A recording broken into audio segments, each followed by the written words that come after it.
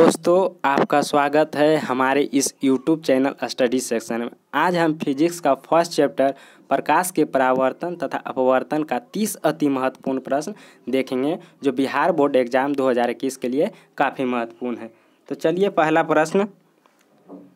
तो जल्दी से वीडियो को लाइक करें। अगर आप इस चैनल पर नए हैं तो चैनल को सब्सक्राइब करें। तो चलिए वीडियो को शुरू करते हैं। तो पहला प्रश्न कहता है, प्रकाश किरण गमन करता है ए में सीधी रेखा में, बी में टेढ़ी में रेखा में, सी में किसी भी दिशा में, तो डी में इनमें से कोई नहीं। तो इसका सही आंसर है ए, सीधी रेखा में। दूसरा प्रश्न कहता है, प्रकाश का वेग न्यूनतम होता है, यानी प्रकाश का वेग सबसे कम किस में होता है? तो इसका सही आंसर है डी, कांच में। तीसरा प्रश्न कहता है, मोटर गाड़ी के चालक के सामने लगा रहता है, तो मोटर गाड़ी के चालक के सामने कौन सा दर्पण लगा रहता है? तो इसका सही आंसर है ऑप्शन बी, उत्तल दर्पण।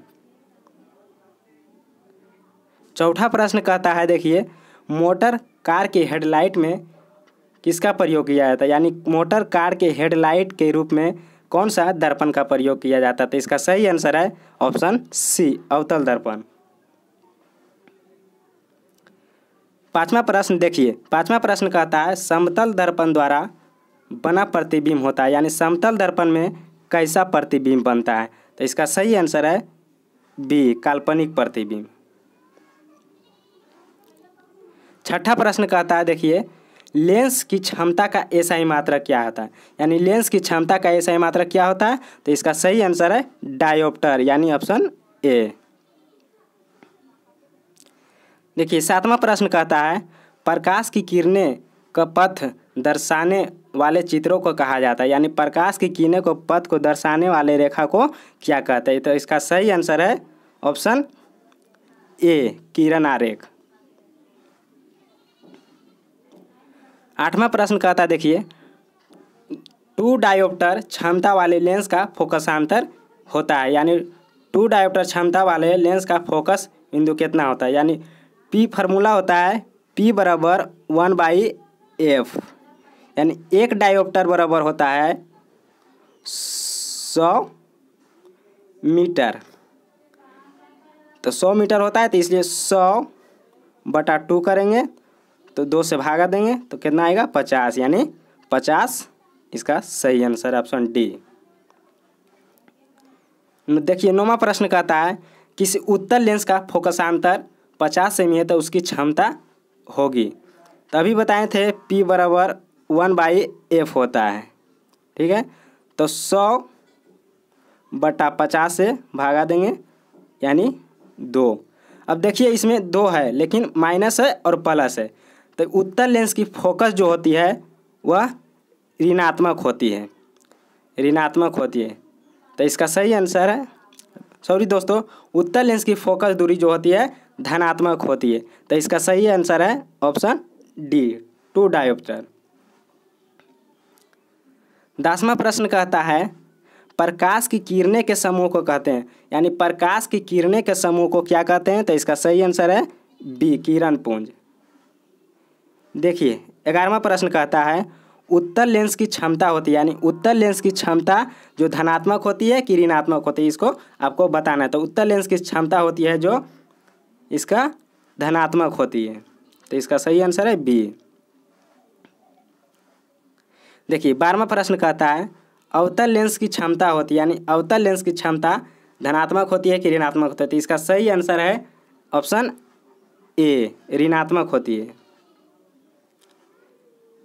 देखिए, 13वां प्रश्न कहता है, उत्तल लेंस को कहते हैं, यानी उत्तल लेंस को और किस नाम से जाना जाता है? तो इसका सही आंसर है अभिसारी लेंस, यानी ऑप्शन ए। देखिए, 14वां प्रश्न कहता है, अवतल लेंस को कहते हैं, तो अवतल लेंस को और किस नाम से जाना जाता है? तो अवतल लेंस को अपसारी लेंस भी कहा जाता है। तो ऑप्शन सी आंसर सही है इसका।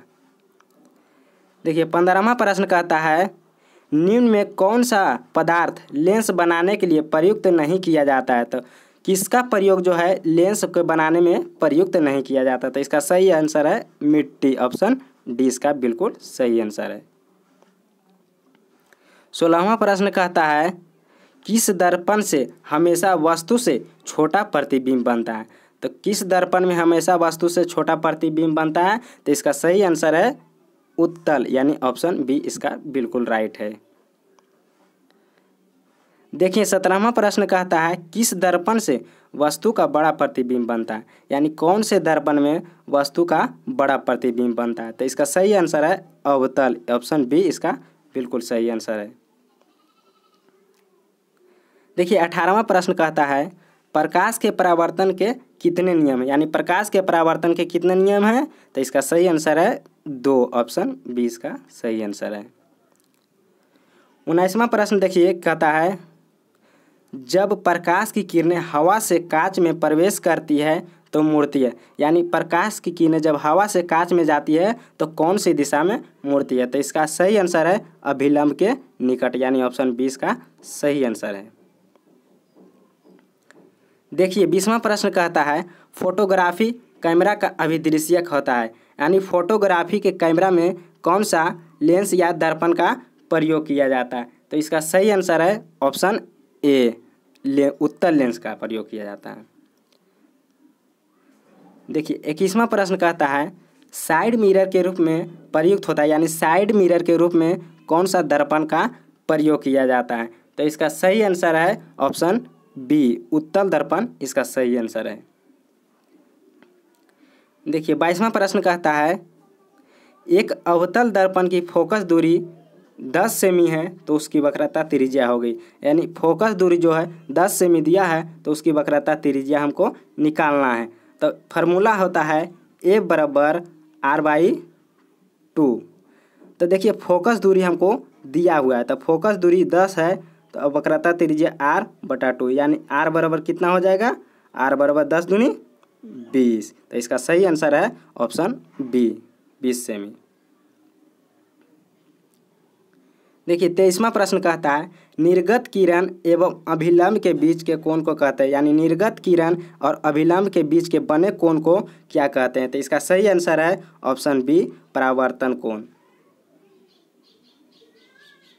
24वां प्रश्न कहता है सरल सूक्ष्मदर्शी में किसका उपयोग किया जाता है, यानी सरल सूक्ष्मदर्शी में कौन सा लेंस या दर्पण का प्रयोग किया जाता है? तो इसका सही आंसर है ऑप्शन डी, उत्तल लेंस का प्रयोग किया जाता है।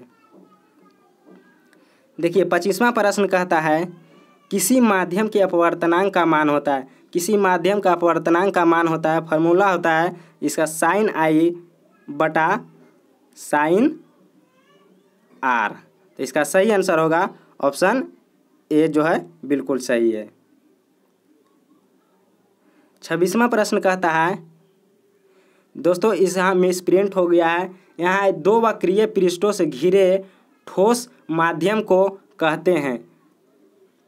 तो इसका सही आंसर है ऑप्शन इसका सही आंसर है इसका सी, यानी गोलीय लेंस। देखिए 27वां प्रश्न कहता है प्रकाश तरंग का उदाहरण है, यानी प्रकाश तरंग जो है कैसा तरंग का उदाहरण है? तो इसका सही आंसर है ऑप्शन सी, परावैंगनी तरंग का उदाहरण है। देखिए 28वां प्रश्न कहता है किसी लेंस द्वारा उत्पन्न आवर्धन का एसआई मात्रक क्या होता है? किसी लेंस द्वारा उत्पन्न आवर्धन का एसआई मात्रक क्या होता है? तो मिलीमीटर, इसका ऑप्शन सी जो बिल्कुल सही है। देखिए 29वां प्रश्न कहता है सूर्य के प्रकाश के संकेंद्रण से उत्पन्न ऊष्मा के कारण जल उठता है, यानी सूर्य के प्रकाश के संकेंद्रण से उत्पन्न ऊष्मा के कारण जल उठता है। तो किसके कारण उठता है? तो इसका सही आंसर है ऑप्शन ए, कागज के कारण। देखिए 30वां प्रश्न कहता है दंत विशेषज्ञ किस दर्पण का उपयोग मरीजों को दांतों का बड़ा प्रतिबिंब देखने के लिए करता है, यानी कह रहा है कौन सा दर्पण का प्रयोग डॉक्टरों को द्वारा देखने के लिए इलाज के लिए किया जाता है? तो इसका सही आंसर है ऑप्शन बी जो अवतल दर्पण, इसका सही है आंसर। तो वीडियो अगर अच्छा लगा तो दोस्तों लाइक करें। तो मिलते हैं अगले वीडियो में।